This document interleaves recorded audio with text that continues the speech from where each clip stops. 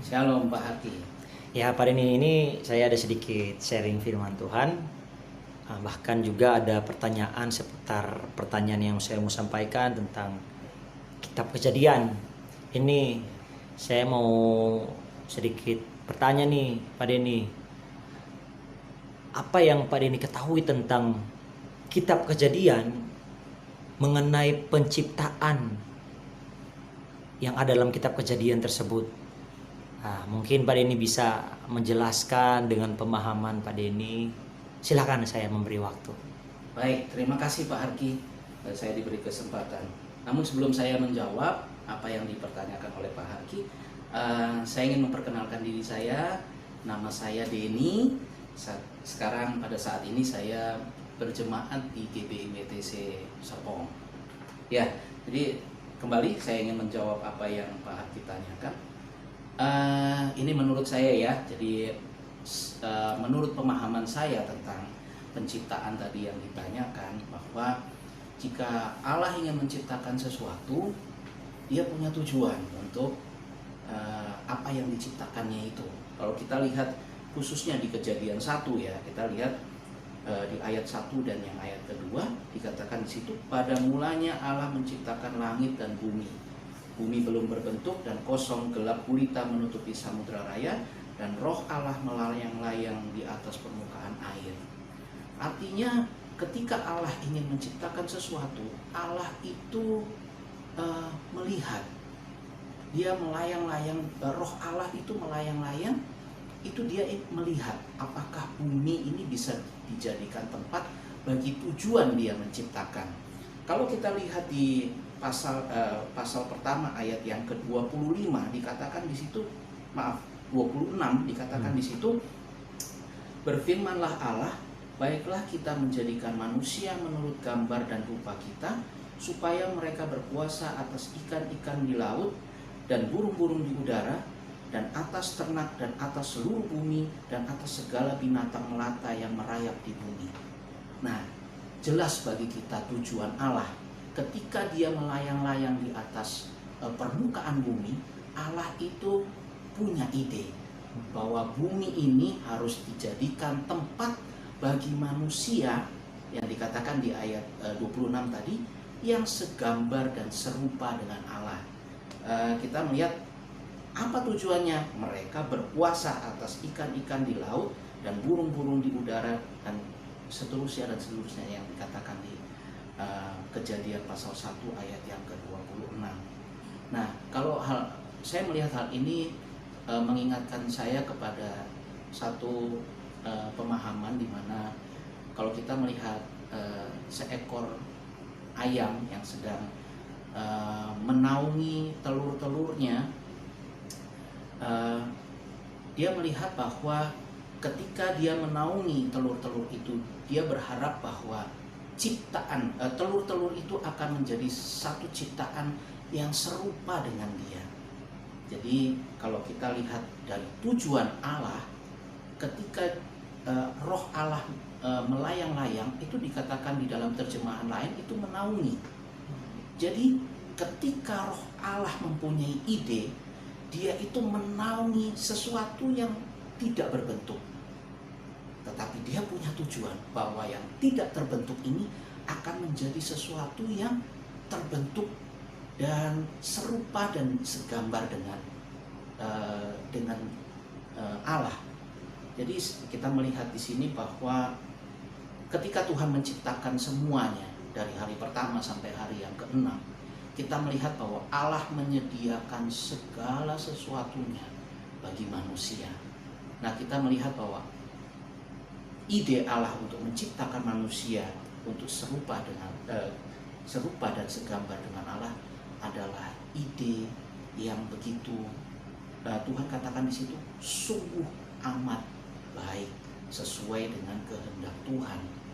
Jadi menurut saya itu tujuan Allah untuk menciptakan, bahwa dari mulanya dia mempunyai ide yang begitu cemerlang.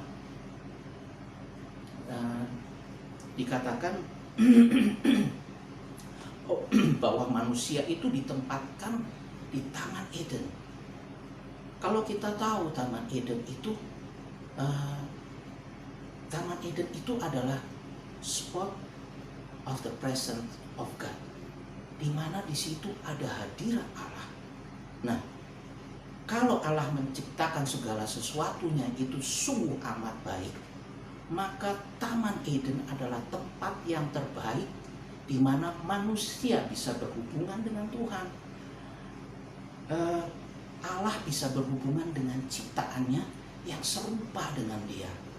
Jadi kalau saya melihat tujuan Allah menciptakan kita itu supaya yang pertama kita punya karakter yang sesuai dengan Allah, yang kedua kita punya gambar yang sesuai dengan Allah.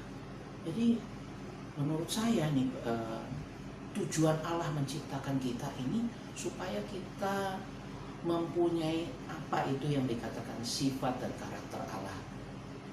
Dari perjanjian lama di Kejadian 1 kita melihat sampai pada perjanjian baru itu semuanya banyak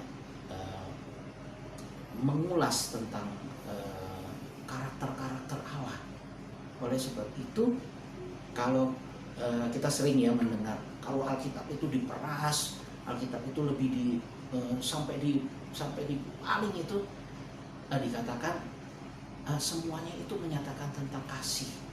Nah, siapa kasih? Kasih itu adalah Kristus sendiri. Oleh sebab itu ketika Allah menciptakan dunia ini dengan segala isinya, dengan tujuannya, dengan idenya Allah, satu hal yang Tuhan inginkan, supaya kita mempunyai karakter yang kuat seperti Allah, di mana Allah menciptakan kita pada awalnya, pada mulanya adalah untuk supaya kita serupa dan segambar dengan Allah. Oleh sebab itu ini menurut pemahaman saya. Jadi kalau ditanya ya memang cukup luas ya, tetapi menurut saya dari kitab Kejadian yang sudah Alkitab catat di situ, satu hal yang Tuhan mau bahwa ketika semuanya sudah tersedia, Tuhan mau itu kita pakai untuk kemuliaan nama Tuhan. Tapi bukan juga berarti pemakaian seenak-enaknya. Artinya pemakaian yang sesuai dengan kehendak Allah. Karena apa? Karena di situ ada spot of the presence of God. Artinya di mana ada roh Allah, di mana ada hadirat Allah, maka yang terbaik yang Tuhan katakan di dalam sungguh amat baik itu yang terjadi dalam kehidupan kita sebagai manusia. Jadi menurut pemahaman saya itu tujuan Tuhan untuk menciptakan kita. Begitu Pak Ardi. Oke Pak Denny. Jadi tujuan Allah menciptakan kita berarti sangat spesial ya. Betul. Sehingga Taman Eden itu bukan cuma sebagai tempat biasa aja ya Pak Denny ya. Betul. Itu tempat yang dimana spot yang dimana Tuhan sudah rencanakan bahwa tempat itu tidak ada kesusahan. Betul. Wah, makasih Pak Denny untuk sharing firman-Nya mengenai kitab Kejadian, penciptaan ini juga bisa memberkati. Sama-sama Pak Arki itu. Tuhan memberkati. Ya. Oke, terima kasih untuk waktu dan kesempatan yang sudah diberikan. Saat ini saya mau bertanya kepada Pak Yohanes tentang kebenaran firman Tuhan yang terdapat dalam Alkitab, kitab Keluaran. Di situ tentang Allah menyuruh Musa untuk mengeluarkan atau membawa bangsa Israel keluar di tanah Mesir. Saya mau bertanya nih, apa yang Pak Yohanes ketahui tentang cerita ini, dan Pak Yohanes bisa memberikan tanggapan, pemahaman dari cerita ini. Tentunya frame-nya dari kitab Keluaran. Terima kasih Pak Yohanes, saya persilahkan. Baik, puji Tuhan. Sebelumnya saya perkenalkan nama saya Yohanes. Saya berjemaat di JB Tamini, JB WTC, dan saya melayani di gereja tersebut. Baik, sebelumnya saya akan mulai mengapa Tuhan mengutus hambanya Musa untuk membawa bangsa Israel keluar dari tanah Mesir. Alasannya cuma satu, yaitu karena janji Tuhan kepada hambanya Abraham. Jadi Allah kita yang kita sembah itu tidak pernah melupakan akan janjinya. Dia itu setia dan selalu menepati janjinya. Pertama, kenapa Tuhan mengutus hambanya Musa? Karena salah satunya juga Tuhan melihat umatnya di tanah Mesir ini mengalami penindasan yang begitu serius, sehingga Tuhan mengutus Musa. Kenapa penindasan itu serius? Pertama, karena pemimpin selanjutnya yang tidak mengenal hambanya yaitu Yusuf, sehingga dia mulai berpikir hal yang buruk, yang jahat tentang bangsa Israel. Penerus dari seorang Yusuf pada saat itu belum ada, sehingga pemimpin Mesir ini mulai berpikir yang jahat tentang bangsa Israel. Seandainya ada penerus dari seorang Yusuf, saya percaya bahwa bangsa Israel itu waktu dia mau keluar dari tanah Mesir, dia tidak harus mengalami pergumulan yang begitu berat dan panjang. Dan waktu bangsa Israel ini keluar dari tanah Mesir, waktu mereka sedang di padang gurun, Tuhan yang kita sembah ini Tuhan yang sangat mengenal ciptanya. Dia melihat salah satu kekurangan dalam diri bangsa Israel, yaitu pertama, dia belum mengenal Tuhannya dengan benar seperti hambanya Abraham. Sehingga waktu dia bawa bangsanya ini keluar melalui padang gurun dengan tujuan agar bangsa ini bisa mengenal Allahnya dengan benar. Tapi bangsa Israel ini, dia tidak mengerti bagaimana caranya Tuhan itu menuntun dia untuk mengenal Tuhan dengan benar.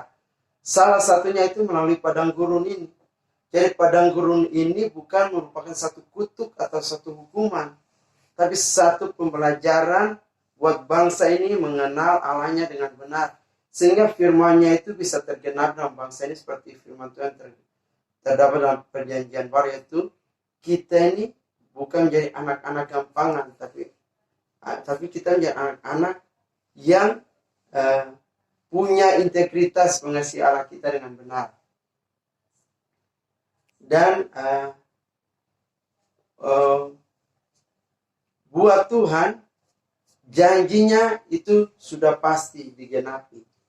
Tapi buat kita yang menerima janjinya ini belum pasti. Itu tergantung kita. Contohnya bangsa Israel banyak yang binasa di padang gurun. Kenapa? Mereka tidak mengenal Tuhan dengan benar. Banyak persungutan. Salah satu kenapa mereka tidak mengenal Tuhan dengan benar, yaitu mereka bersungut-sungut. Mereka tidak mengucap syukur. Seandainya mereka mengenal Tuhan dengan benar, mereka tidak akan lama di padang gurun. Dan buat Allah yang kita sembah itu, janjinya itu bukan sesuatu yang sangat penting buat dia kepada kita. Buat Allah yang kita sembah itu yang sangat penting buat dia, yaitu bagaimana umatnya ini mengenal dia dengan benar. Karena waktu kita mengenal Allah kita dengan benar, kita akan bisa bersyukur dan mengasihi Allah kita dengan benar. Seandainya bangsa Israel ini bisa mengenal Allahnya dengan benar, saya percaya bahwa cerita mengenai bangsa Israel yang saat ini, mungkin mereka tidak akan menolak Yesus sebagai Mesias. Seandainya dari turun-temurun mereka diajarkan mengenal Allah dengan benar. Tapi buktinya mereka menolak Yesus sebagai Mesias.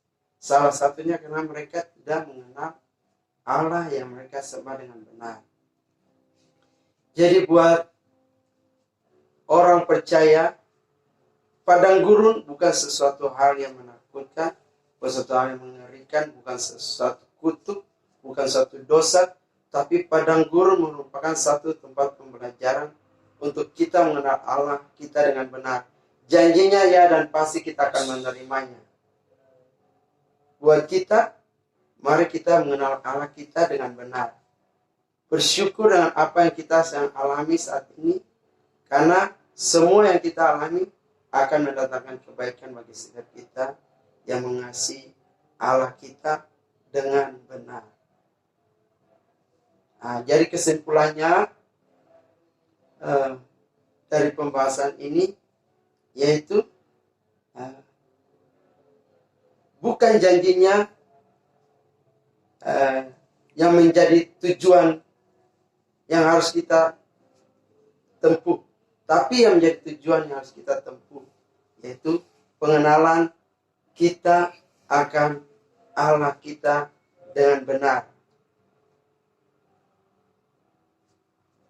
Saya percaya waktu kita mengenal Allah kita dengan benar, maka kita akan terus mengikuti Tuhan apapun tantangan, pergumulan, persoalan hidup berat, seberat apapun, kita akan sampai kepada tujuan kita, yaitu mengenal Allah kita dengan benar. Kita menjadi serupa, segambar dengan Allah yang kita sembah, sehingga pengorbanannya buat kita di kayu salib tidak akan menjadi sia-sia, karena kita boleh mencapai tujuan Allah dalam hidup kita. Amin. Puji Tuhan, terima kasih Pak Yohanes untuk tanggapan yang luar biasa. Untuk waktunya, Tuhan Yesus memberkati.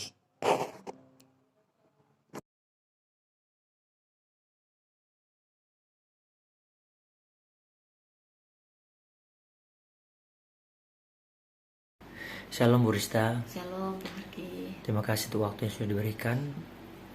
Saat ini saya bisa berterima kasih untuk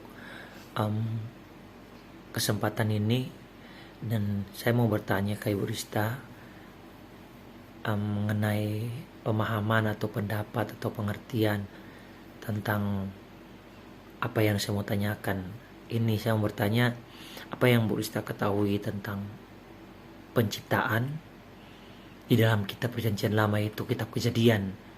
Nanti waktu ini saya mau sarankan ke Bu Rista bisa menjawab panjang lebar apa yang menjadi pemahaman pendapat dari kitab Perjanjian ini, Perjanjian Lama ini, karena saya percaya sharing ini pasti akan sangat bermanfaat, berguna, karena ada banyak hal yang akan secara pribadi juga saya dapat mengenai pemahaman tentang Perjanjian Lama dalam kitab Kejadian ini, sehingga juga bisa memberkati banyak orang. Terima kasih, silakan Bu Rista. Baik, terima kasih Pak Harki untuk kesempatannya hari ini. Perkenalkan, nama saya Rista.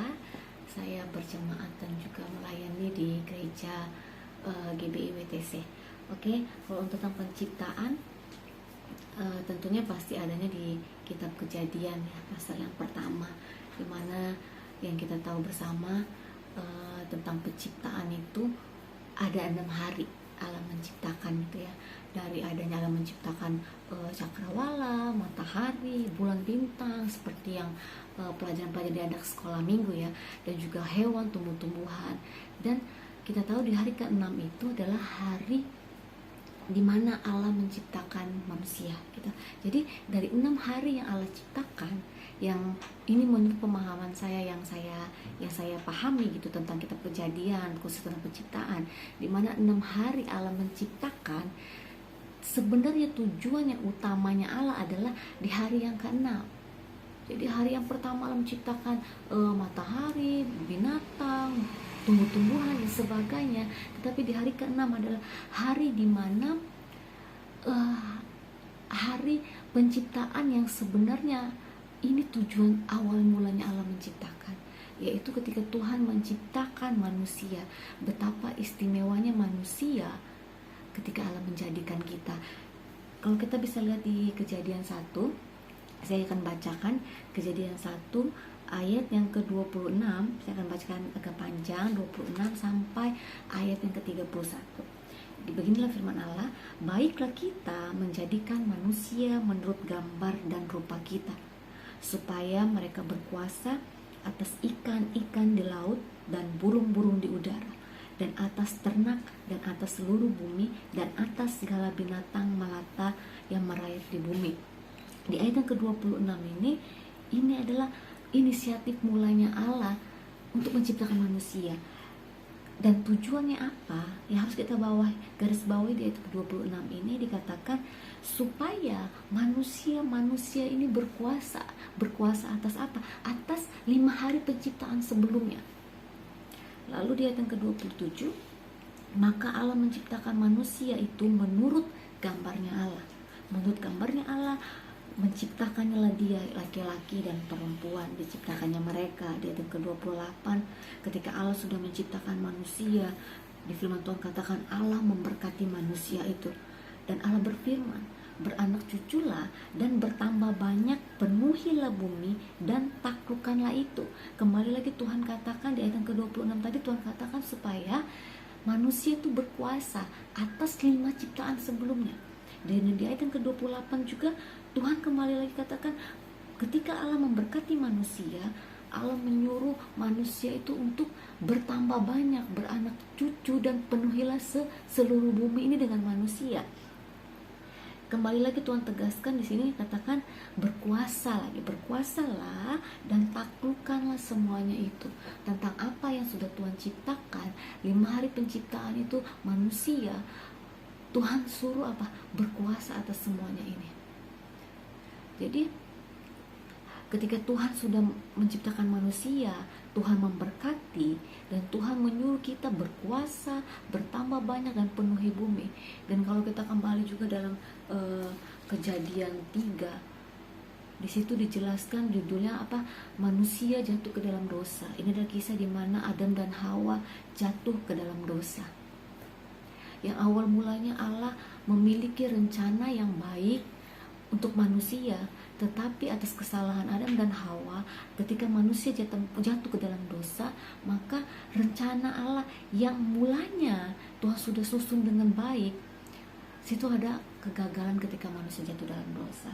Tetapi yang saya pahami dalam Alkitab ini adalah sekalipun manusia jatuh ke dalam dosa, tetapi Allah tidak melepaskan manusia begitu saja. Kalau kita tahu kenapa, Tuhan tetap memelihara, Tuhan tetap akan menggenapi rencana awalnya, tujuan awalnya. Karena kita tahu bahwa Allah itu adalah Allah yang kasih, Allah yang memaafkan, Allah yang mengampuni. Sebab itu sekalipun Adam dan Hawa sudah jatuh ke dalam dosa, manusia sudah jatuh ke dalam dosa, tetapi harus kita pahami bahwa Allah adalah Allah yang penuh dengan kasih. Dia tidak akan pernah melepaskan tujuan awalnya, melepaskan rencananya. Karena kita tahu bahwa Allah itu adalah Allah yang konsisten dengan apa yang pada mulanya Allah rencanakan. Maka apapun yang ketika manusia sekalipun jatuh ke dalam dosa, tetapi kembali lagi Allah mengampuni, Allah mengasihi. Sebab itu tetap manusia ada dalam rencananya Tuhan. Dan ketika kita membawa diri kita kepada Tuhan, tidak akan pernah ada rencana-rencana Tuhan yang gagal. Rencana Tuhan yang apa lagi? Kembali lagi seperti yang di Kejadian pasal pertama tadi, tentang pada mulanya Allah menciptakan manusia. Tujuan Allah kita ada, kita diciptakan, ya itu tadi, diberkati. Ketika Allah memberkati manusia, berkuasa dan bertambah banyak. Kalau kita juga bisa melihat juga dalam perjanjian baru juga, di mana Tuhan sendiri turun menjadi manusia sebagai Yesus, datang untuk menggantikan setiap dosa-dosa manusia. Itu kembali saya katakan bahwa betapa besarnya kasih Allah terhadap manusia. Dari penciptaan-penciptaan yang Tuhan kerjakan bagi kehidupan kita di 6 hari masa-masa penciptaan, yang kita tahu tujuan yang paling terbaik, yang pertama rencana Allah adalah menciptakan manusia. Di ayat yang ke-6 Tuhan menciptakan manusia dengan tujuan untuk berkuasa di 5 hari yang sebelumnya Tuhan ciptakan. Oleh karena itu di ayat yang ke-31, maka Allah melihat segala yang dijadikannya itu sungguh amat baik. Jadi kita adalah ciptaan-ciptaan Tuhan yang sungguh teramat baik di matanya Tuhan, istimewa di mata Tuhan, berharga di mata Tuhan. Sebab itu kita yang sudah tahu tentang firman Allah, kita yang sudah memahami tentang firman Allah, kita harus hidup berkenan di hadapan Tuhan, hidup takut kepada Tuhan, supaya apa? Supaya janjinya Tuhan yang ada di pasal 1 tadi, kejadian tadi, janjinya Tuhan itu digenapi, diberkati, berkuasa atas apa yang sudah Tuhan ciptakan dan rancangan. Oke, baik Pak Harki, itu yang saya pahami tentang penciptaan, yang saya mengerti dari kitab Kejadian ini tentang penciptaan. Oke, terima kasih Bu Rista. Sungguh memberkati untuk waktu dan kesempatan yang telah diberikan. Tuhan memberkati.